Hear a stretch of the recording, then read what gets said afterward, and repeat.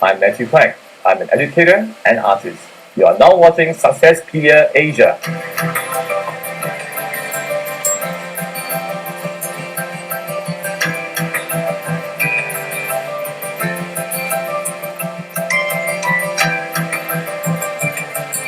My mother went into shock before I was born, so she nearly passed away when I was still in her womb. Later on, when she was saved, we discovered that I suffered from brain damage on the left part of my brain. So when I grew up, I struggled with the most basic tasks, tying of shoelaces, using dental floss, simple mental sums. My parents knew something was wrong, but they just thought I was very slow.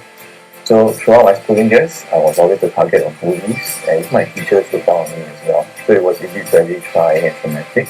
And I carried on all the way to secondary school, and it was much worse in the army when all my disabilities of not able to coordinate properly and was not able to do simple tasks all came to the forefront. So I was a victim also of much more bullying and much more victimization. So I was a very victimized child, very withdrawn, very insecure, not confident, and I only found out my condition very much later on, halfway through my NS. So basically I was very unpopular.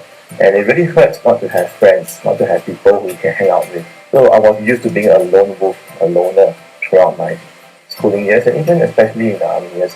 But one thing I learned is that education and knowledge alone do not constitute character and the heart of a person. It was in the army that my best friends I discovered were actually those from the PSLE dropouts and those RBs and even the loan shark as well in my platoon. And these people were not very educated, but they looked for people who would look up to them as people, as individuals, as friends. And when they discovered that I treated them as friends, they would say it's the Mandarin 讲义气. So they talk about friendship, that friendship was there. So I discovered that the paradox for education, sometimes knowing more doesn't mean you become a better person. And the heart and what you have here in the head are different. So that's why we have all this talk about elitism and social division today.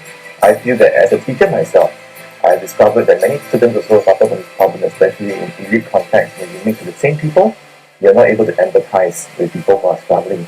My struggle taught me how to empathize. Empathy is about not just saying, "Oh, poor thing, you're so pathetic and so in a bad state." That's because it doesn't mean you actually empathize. It means you sympathize and look down on the person and say, "Poor thing." Empathize means you went through it yourself and you know what it's like to suffer, so you can identify with people who are suffering. That's a different thing, and many of our leaders need to have that kind of quality, because many of the students that we teach, they become future leaders of Singapore, and don't we all wish that our leaders would be empathetic as well? So that's one thing I learned about these experiences, empathy. Second thing I learned also is how to be more patient, because by nature I tend to be impatient. So when people had to be patient with me, I appreciated that. And I became a teacher not because I loved teaching at first. I hated my teachers.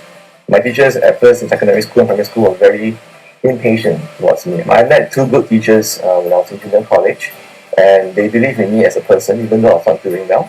So even though I tried my best, I still kept failing, but they saw the moral effort I put in.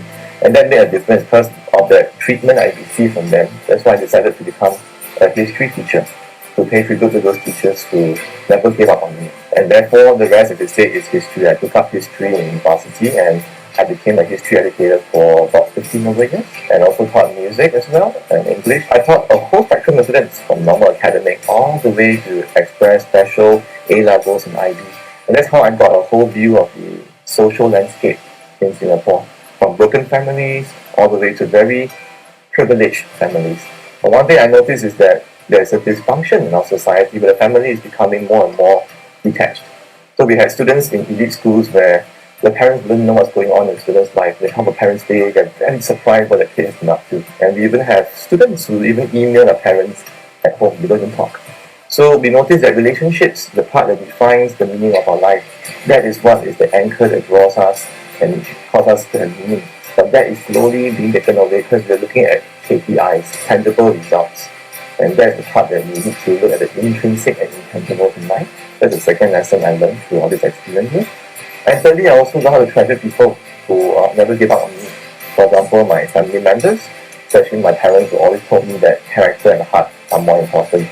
So at that point of time, I couldn't believe them because who will talk about character and all that for primary school? We will give the service and say, oh, character important, but more importantly is you get your 4 A stars. more importantly is to get your O-level results with 10 A1s. So that's the message always run into us from young. Education is first, results are first, character is good to have as a supplementary.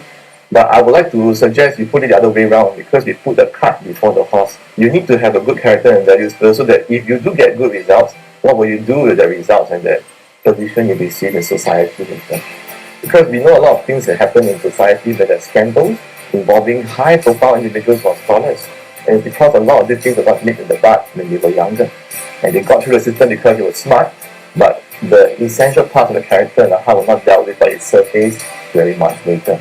So these things need to be nipped in the bud from young, because these are the intrinsic building blocks of your character and your heart. So that's the third lesson I've learned through all my difficulties.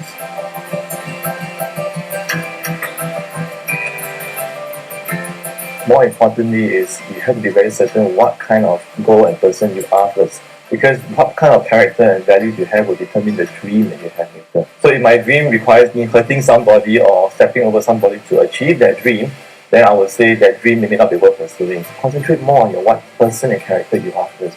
And if you really care for people, then the dream that you have to help people will be meaningful, and you can go all out to achieve it, because you know it will benefit you and others as well. Nothing is beyond your reach if you persevere. For me, I never imagined I could get through all the major examinations. Never did I imagine I'd become a teacher as well for 15 years. I never imagined I would produce 8 solo albums. I never imagined I'd produce a movie, Unbroken, which we produced last year. So all these things were far beyond my wildest dreams, so to speak. But it's because of the inculcation of character, the importance of values, and the conviction that you have from within. That will determine the path that you're going to go and the dreams that you have. And the dreams will be the betterment of others, and more importantly, it must be meaningful. Not just for your self-fulfillment, but also for helping others. And you find that the irony is the more that you give, the happier you are, the more you try to accumulate for yourself. You may be happy for a while, but you become very self-absorbed. And in my line of music and drama, I have seen people becoming self-absorbed and so narcissistic that they become very miserable people. Even when they achieve their dreams, they're still miserable. So attaining your dreams does not mean you're the happiest person in the world, because you will not find that meaning. But ironically, learning how to give and sacrifice for others, you find meaning in that, which is very paradoxical. So I want to encourage those with their dreams to find something that's of meaning, that can benefit others. And when you give more of yourself, even if the others don't appreciate it, you will find yourself to have that kind of meaning, and that dream will have a certain dimension to it that gives a substance to your life, not just going ahead to achieve a particular goal. So that's my advice to anybody first. Look for the intrinsic, the fundamentals, then concentrate on the extrinsic things later.